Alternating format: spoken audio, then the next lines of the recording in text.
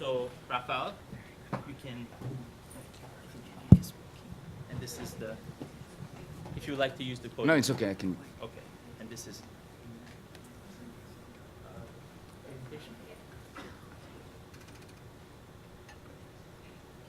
So let me just introduce you.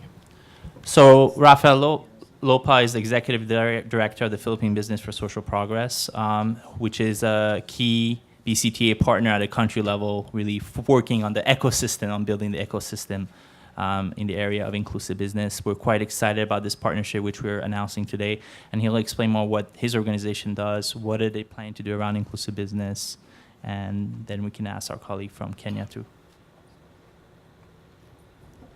Thank you, Saba, and good afternoon, ladies and gentlemen. Just to give everybody a brief background of what my organization looks like. We are a 42-year-old organization. It's probably the largest business-backed organization, a nonprofit organization in the Philippines. We have over 240 member companies in PBSP, and about 60% of that are the top companies in the Philippines. In 1970, it started off really as what we would call today as a outsourced service provider for philanthropic project management of most of the corporate philanthropic initiatives happening in the Philippines. And this has been going on for the last couple of years, even up to the time I took over PBSP 3 years ago. And we've really funded companies have really funded projects all the way from health initiatives and education initiatives, environment and climate change, as well as livelihood development.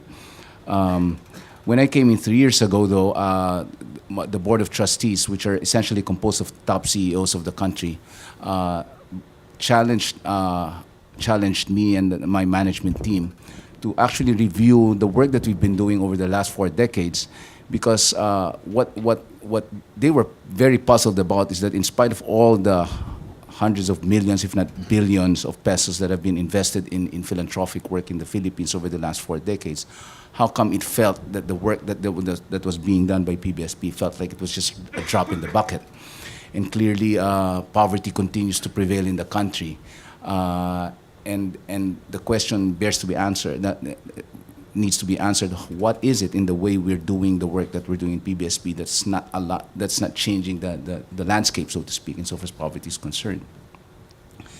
And clearly, what was coming out was really, if you really just carve out philanthropic resources or philanthropic budgets out of corporate foundations or corporate entities, clearly this is really a small portion of the budgets that in a way it's actually part of the surplus that's generated out of annual profits, and not really part of the core resources that companies actually put into society, put into a country. And whenever profits are down, of course, philanthropic budgets also go down, and sometimes not even allocated. And therefore, the sustainability effort of trying to address poverty situations or problems of poverty are, in a way, not too strategic, in the sense that it actually creates more lasting and more sustainable impact at scale. And therefore, when we came in, we needed to really look into that. And clearly, the challenge as we saw it was that if we are to limit the work of philanthropy, if we are to limit the work of, or the role of companies insofar as society is concerned in the area of philanthropic work, then clearly this is going to continue to prevail. And the question, therefore, that I asked my board, or the core of CEOs that I report to, was, if we are growing, if our companies are growing at the same pace that the country is growing, and in fact the Philippines has been growing quite well in the last couple of years, where we recorded about 7.8 in the first quarter, 7.8% growth in the first quarter of this year, even outpacing China. When we look at the question of how come when we grow and the country grows, how come the gap between the rich and the poor just continues to widen? What is it in the way that we have been doing our business in this country that allows for this thing to happen? And if we assume that the main driver of growth in any country, for that matter, is the private business sector, Therefore, we need to really ask and really revisit what is it in the way we do business that allows for situations like this to happen. Therefore, that in a way became the question that continued to be asked as we continued to discuss, okay, well, how do we now organize PBSP to actually respond to the challenge of poverty? And in a way, it's very timely because as we grow, as the country grew, the president, no less, the president of the Philippines, no less, has challenged private business sector to make the growth in the remaining 3 years of its administration to be more inclusive. And there's a real big challenge now for companies to actually look at their business models and see how can we look at the way we do business and allow for the base of the pyramid in the Philippines to actually be part and be included in the way things are happening. So quickly, maybe what we did in November is we did an initiative with ADB, with Asian Development Bank, actually bring this whole discussion into the open. And together we sort of formulated common definitions of what we mean by inclusive business so that everybody talks the same language. And in the Philippines, or at least in our discussions there, we decided that to adopt the definition of inclusive business being a core business activity that incorporates the poor within the company's value chain as suppliers, consumers, distributors, and or employees in such a way that it creates shared value. In the Philippine context, an inclusive business model is a sustainable, profitable, and competitively advantageous core business model targeting low-income families through the provision of better access to affordable goods and services and livelihood opportunities to achieve systemic reduction of poverty and more inclusive growth. The ADB market study, which we co-sponsored on inclusive business conducted last year, showed that IB in the Philippines is still in its infancy stage. However, there are already a few inclusive business models such as Jollibee's, Kennemore's, and Nestle's partnership with farmers, FINMA's socialized housing projects, the generic drugstore models of Generica and Generics Pharmacy, the maternity clinics of Unilab, which prove that servicing the base of the pyramid is a viable business proposition.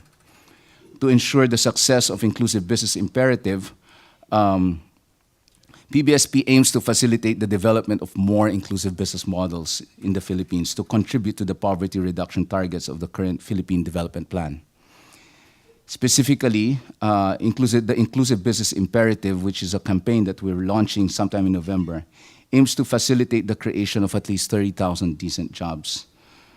PBSP takes the initiative to stimulate active business sector participation in implementing means to achieve inclusive growth by, number one, building the capacities of companies to adopt IB models in their business operations, establishing and enhancing the enabling environment and support systems for development of more IB across industries, building capacity of NGOs and people's organizations and social enterprises as key players in the IB ecosystem, developing and promoting tools for target setting, social impact assessment with companies and investors.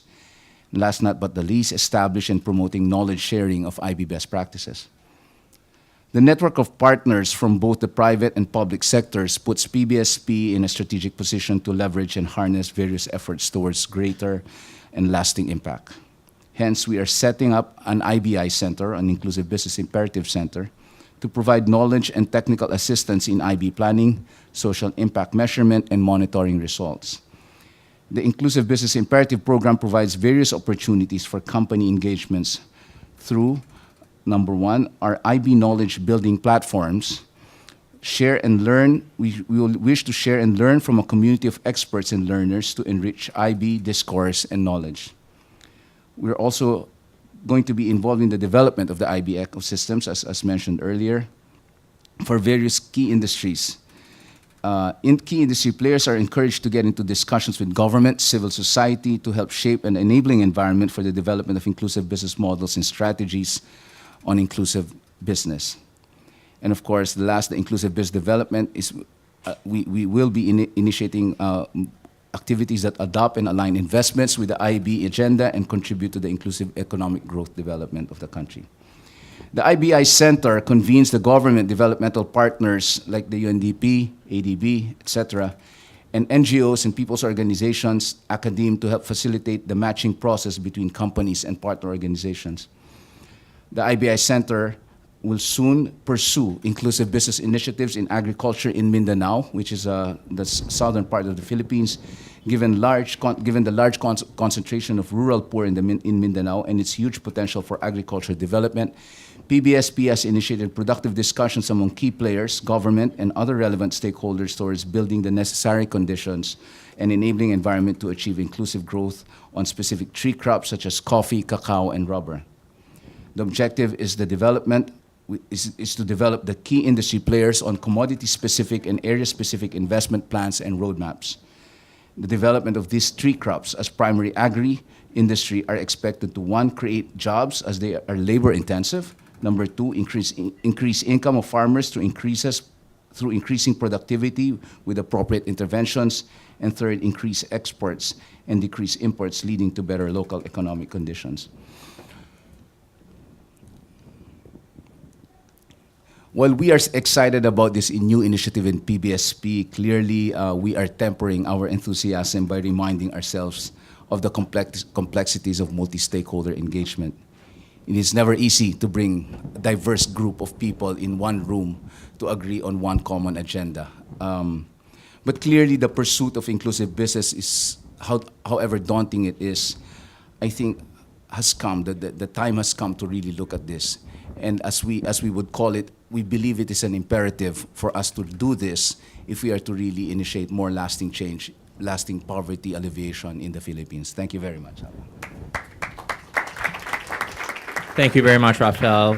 Quite an interesting perspective from Asia. We'll ask now Patrick Obard, who is the former chairman of KEPSA and also advisor as the Kenyan Private Sector Alliance, to provide his sort of presentation keynote. Please, go ahead. Would you like to slide here? Or I can do it later. I'll work from here. What? Is this mic on? No. You can try this. Okay, fine. That's fine. That's on. Okay, thank you very much. And welcome to Kenya, for all of you who are here. First of all, I'll give you a little bit of history of what the Kenya Private Sector Alliance is. It's a national apex body for the business organizations. It is not an organization of CEOs like you traditionally have in countries where the CEOs form like a caucus to talk about development policies. We were like that before, but the challenge we had was that when you become an organization like that, there is mistrust when you're talking to the government around whether you're representing the needs of a particular company or the needs of a section of the business community. So we changed over to making our key membership the business organizations.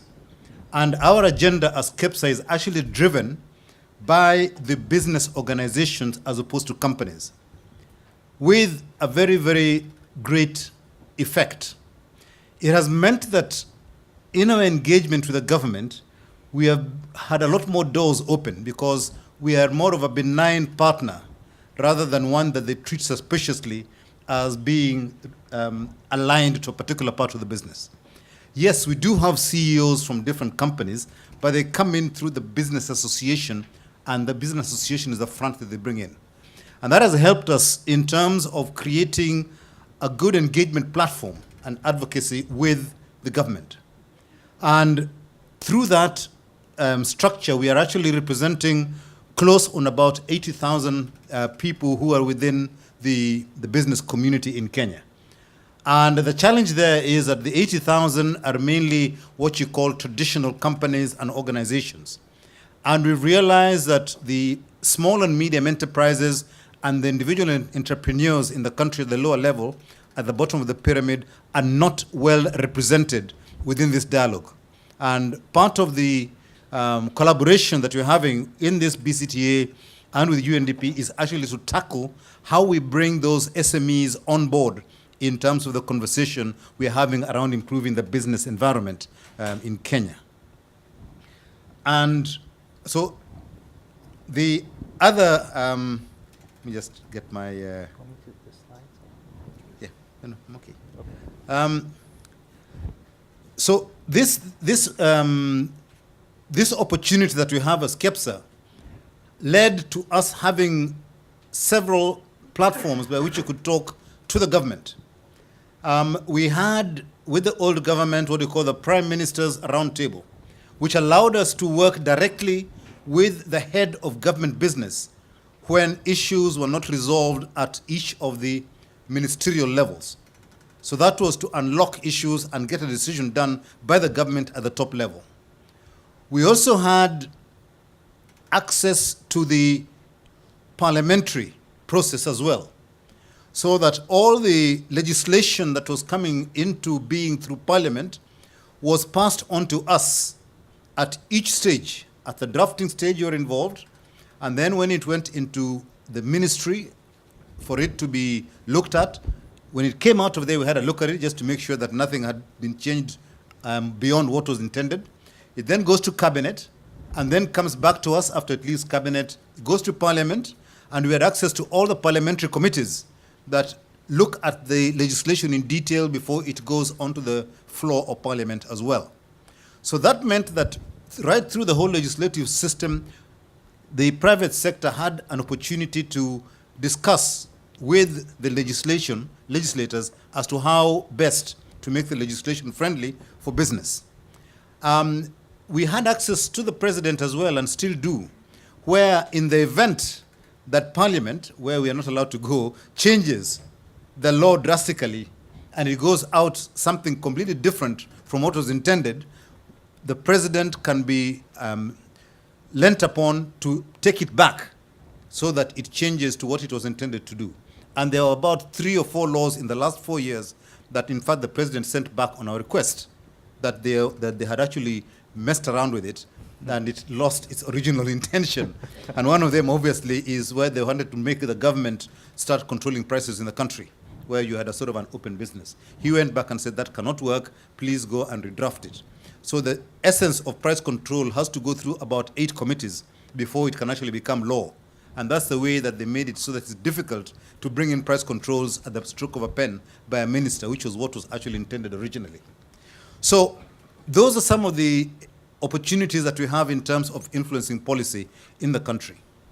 Now, when you look at this structure, we are the business community on one side with our own objectives as a business.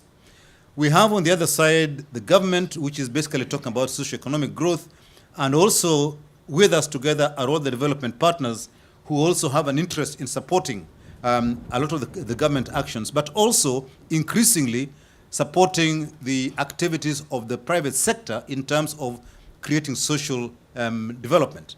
And that is why we are here today, because part of that support has actually allowed us to work with the government better in terms of trying to sell the issue of inclusive business to the government.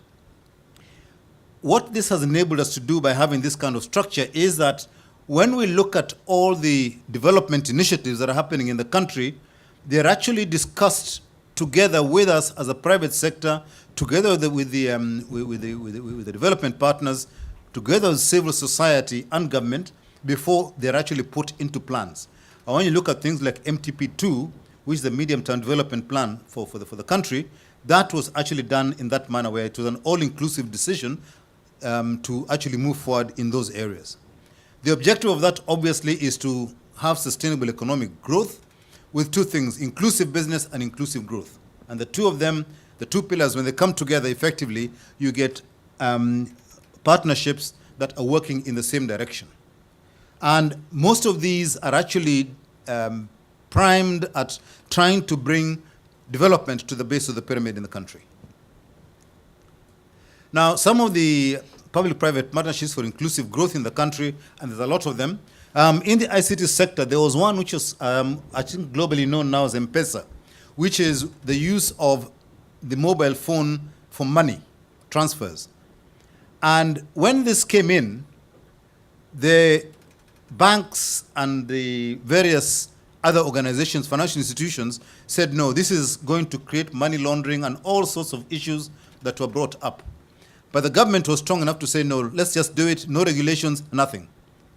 And this meant that the spread of this opportunity of transferring money through a mobile phone went across the almost 15 million subscribers in the country in almost no time. The regulations came in almost 3 years after the use came in, because now you began to have some more complex financial transactions, like which are also put there. Things like paying for your insurance, transaction within banks and between banks, using the mobile phone as a key thing. What that has done, it has actually enabled people at the bottom of the pyramid to carry out transactions without necessarily having to go into a banking hall. So your average, your street side hawker is able to conduct business without carrying cash. And that has opened up a whole host of business opportunities across the country. In the agricultural sector, some international companies have come in and brought in some fairly low-cost ways of enhancing agricultural production. Amiran is more or less is a company that does irrigation, and they brought in specific kits that were brought in at low cost to the farmers, and which could actually be subsidized quite easily. In the banking sector, a lot of microfinance institutions have come in as a result of the right kind of legislation in the country, and that has allowed microcredit for small-scale farmers and small-scale businesses in the country as well. And this has been because the Central Bank of Kenya has played their role in terms of putting in entry-level legislation that allows microfinance institutions to operate within the country. And there are a whole lot of them, a whole raft of initiatives that have happened in terms of public-private partnerships in there.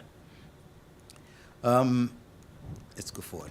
So in terms of going forward, we've actually, because of all these successes we've had, Kenya Private Sector Alliance, UNDP, have actually got together to try to put together a BCTA collaboration to now tap the opportunities that exist in the country, especially linking the development of small and micro enterprises in the country within the medium-term plan between now and 2017.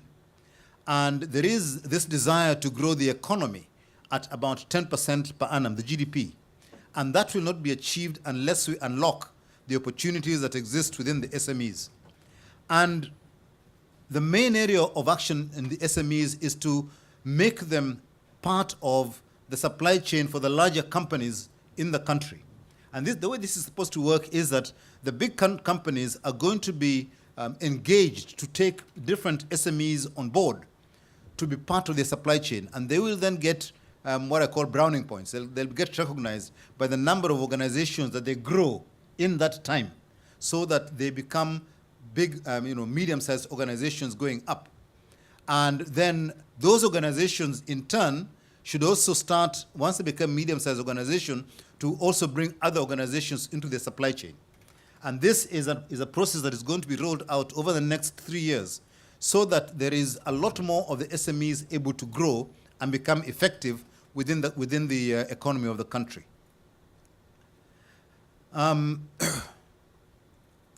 bit of study has to be done on the basis of that. And there are already some piloted activities in terms of the supply chain, especially in the agricultural sector, where some of the agribusiness organizations are taking cooperative societies as under their arm, so that they can begin to become part of the supply chain as the cooperative societies work with individual farmers at the lower level. Our cooperative movement in the country is quite strong, and actually has a lot of money that they're making through the farmers in the country. And making them part of the supply chain will actually allow them now to have, pre-disposed markets for their produce, as opposed to now where the cooperatives still have to look out for their markets. Obviously, the big thing is around the regulatory environment, and that is where KEPSA comes in terms of being able to unravel the whole regulatory environment. The issue of doing business in the country, I think we are not very good in terms of the World Bank rating. And those are some of the things that have to happen over the next year or so fairly quickly in order for us to be able to unlock the opportunities that we have in the country. So in conclusion, 4 key things. We need to get companies and entrepreneurs to invest with people in the base of the pyramid. the development partners working through us to actually put money in to start incubators and get businesses to begin to grow at that kind of level. Civil society organizations have traditionally been seen as anti-business, but in our country, we are actually working together because the civil society has a role to play with business together in terms of making the economy work.